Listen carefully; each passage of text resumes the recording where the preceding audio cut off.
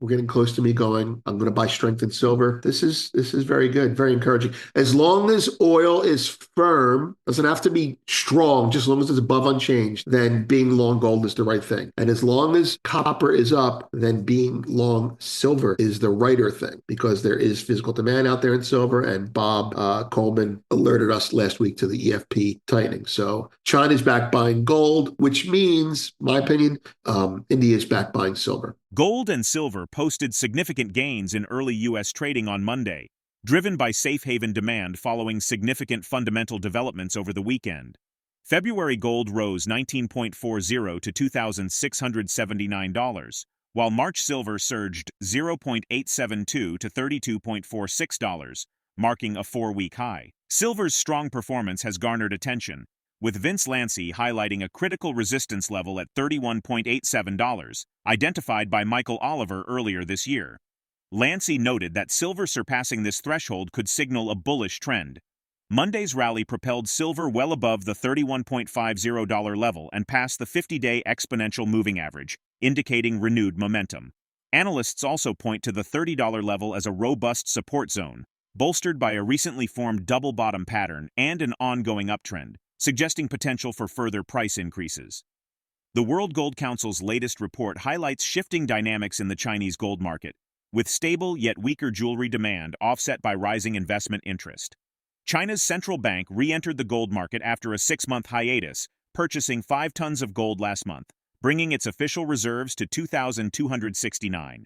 China's renewed activity in gold comes as prices stabilize after a volatile period following the U.S. presidential election results. While gold prices have faced challenges recently, China's strategic purchases reflect a long-term investment outlook that aligns with the rising demand for precious metals amid global uncertainty. With technical and fundamental factors aligning, gold and silver markets appear well-positioned for continued strength, supported by robust demand and shifting macroeconomic conditions. Don't miss out on future content. Hit the subscribe button and turn on notifications to stay in the loop. Your support is greatly appreciated. Okay, the chart you're looking at there, just to give you an idea what that is the silver chart. That dotted line there is an alert that I have above. Michael Oliver had a number at 31.87 in March silver. I didn't look at his new number yet this morning, but I will. But let's assume that it's the same level for now. I have a spot price in there, and if the market gets above that, I'll be very comfortably friendly for the week in silver. So if it gets above that, for today, what's today, Monday? There's 5 days in a week. I'm 20% confident that I'm right. Every day that goes by, 20% of my position. Okay. The reason I said it's good for copper is because this is ostensibly a Middle East generated rally, but silver and copper are outperforming handily. This isn't, let's buy gold and sell silver. Somebody's short silver. And I know people are short copper. And if inflation comes in soft, then Powell's going to cut on the 18th, and then gold and silver will rally even more. There are people out there who need to buy silver. That's my takeaway from this. Okay, to the story, or my take on the story. There's the front page. China's central bank resumes purchases of gold after 6 months. China gold buying is officially back. That's an older podcast, but I think relevant why they want the gold. UBS, go for gold in 2025. Hartnett is testing us now. He actually put out a test. It was fun to take for me. I read him religiously, and I still failed the test. I think I got a 66. America's swing back to Trump is a sign the system is groping to restart. That's a piece. Oh, it's a good piece from a tech CIO. Founders, CTAs are too long dollars and not long gold. I put that out yesterday. It's not directly about gold, but it's about dollars. CTAs are long dollars. So if they sell their dollars, maybe they will buy some gold. And then there was a founder special reading. Market news, Assad setback for Russia. We know about that. Okay, data on deck this week. CPI, PPI. Today, wholesale inventories. And we do have, it's premium. World Gold Council has their Chinese gold market outlook for 2025, stabilizing demand. When you read reports by the World Gold Council, the bullish news is buried and the realistic or bearish news is headlined. So it's the opposite. It's not to say that their work is biased. It is to say that their work is demure, But this whole paragraph here is like, holy shit, China bought a lot of gold, right? But they're talking about jewelry and what have you. But now they're saying, jewelry demand is dropping, investment demand is picking up, but jewelry demand is dropping.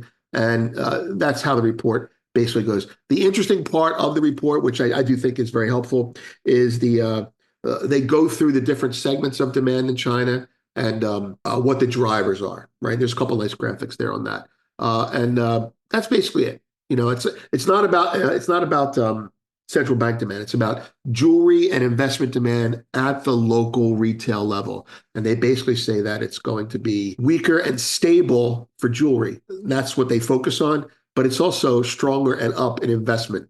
So go figure. Jewelry is investment, if you ask me. These are the charts. We're getting close. We're getting close to me going, I'm going to buy strength in silver. This is very good, very encouraging. As long as oil is firm, doesn't have to be strong, just as long as it's above unchanged, then being long gold is the right thing. And as long as copper is up, then being long silver is the righter thing, because there is physical demand out there in silver. And Bob Coleman alerted us last week to the EFP tightening. So China's back buying gold, which means, my opinion, India's back buying silver. Gold and silver prices are climbing as safe haven assets, driven by escalating geopolitical tensions and technical momentum. Gold gained over 1%, challenging its 50-day moving average at $2,668.27, with the potential to test $2,693.40. March silver surged to a 4-week high of $32.46, benefiting from gold's parallel rally and robust technical support levels.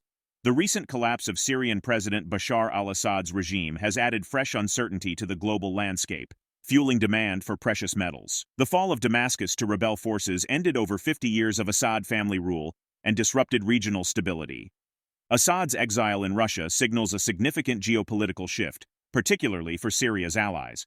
Analyst Vince Lanci highlights how Syria's collapse jeopardizes Russia's port access and Iran's influence in the Middle East, forcing Moscow to reevaluate its strategic focus and potentially shifting attention to securing Black Sea access through Ukraine. These developments underscore the interconnectedness of Middle Eastern and Eastern European conflicts, amplifying market volatility. The U.S. and Israel have launched airstrikes on Syrian military installations to prevent the new regime from acquiring weapons. This instability has spurred safe haven buying of gold and silver, reflecting investor concerns about regional turmoil. As geopolitical tensions rise and precious metals approach key technical levels, gold and silver remain popular among investors seeking security amid global uncertainty. This demand can indicate continued strength in the precious metals markets. Let's get back to the interview. Syria has collapsed, and the Syrian government has collapsed. Assad is out. He's in Russia, I think. So let's go through the geopolitical implications involving the Middle East, Russia, Ukraine, the U.S., and by proxy, Taiwan, believe it or not. All right, Syria is a toll booth between the Middle East and Europe. Syria is a broken nation with financially and economically held together with spit, glue, and Russia's backing. It was also a deadlocked region for both Turkey and Israel. It's very contentious. Access to the water is very important, and we'll see more about that in a second.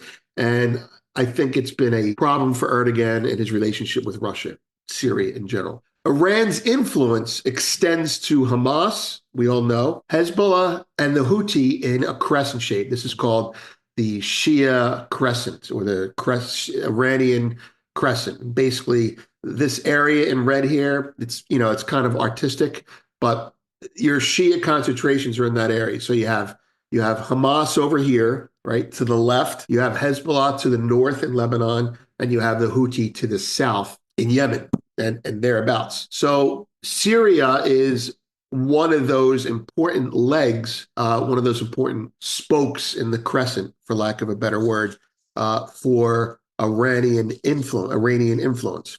These people are financed and armed in part by Iran, and from the West, Hamas specifically, from Russia. Again, my opinion, there's degrees of certainty here. Russia's friendship with Iran affords them Syrian port access in return for Hamas support. Do you think those Hamas hang gliders that flew into Gaza just kind of learned how to do that on their own? No, they were helped by Russia. Now, you'll also note Syria has several ports, two bigger ones. I'm not sure how to say it, Latakia, but I'm familiar with Tartus from when this was a problem back in 2016. Losing Syria is not good for Russia, which supports Shia Muslims via their relationship with Iran and her proxies. Russia uses Tartus as a warm water port. This will affect their Ukraine war calculus. Now, am I saying that Russia's going to lose Tartus? No. Who's going to mess with Russian boats in the ports? That's like, as one Goldfix founder said, that's like ICBM Central. If you do that, it's over. Like, that's World War. So, but it's certainly not going to be all smooth sailing for them. But that's an important port for them. Russia, if you look at Ukraine, is kind of even Steven, right? I'm just kind of speculating here. An overview of Russia's access to the Atlantic via warm water is they had Tartus, Aleppo airport, what have you. And getting the Ukraine gave them second access. If you look at the Ukraine, they've wanted to get everything on the border of the water and the whole area around the Black Sea there. That's a big deal, right? That's the nations around there have to be friendly to them in that respect. So they may have just secured Ukraine and lost a 100% foothold in Syria. So one reason to take Ukraine, if you look back, might be because Russia foresaw the untenable situation in Syria developing. Recent geopolitical and market dynamics developments highlight the growing importance of precious metals as safe haven assets. Both gold and silver benefit from heightened uncertainty, robust technical indicators, and strong demand driven by strategic buying. As these factors unfold, they offer valuable opportunities for investors seeking stability and growth amid an unpredictable global environment. How do you think ongoing geopolitical shifts will influence the appeal of gold and silver as safe haven investments? Share your perspective in the comments section. If the video resonates with you, join our community by subscribing to our channel and enabling notifications with the bell icon. Thank you for being a part of our community.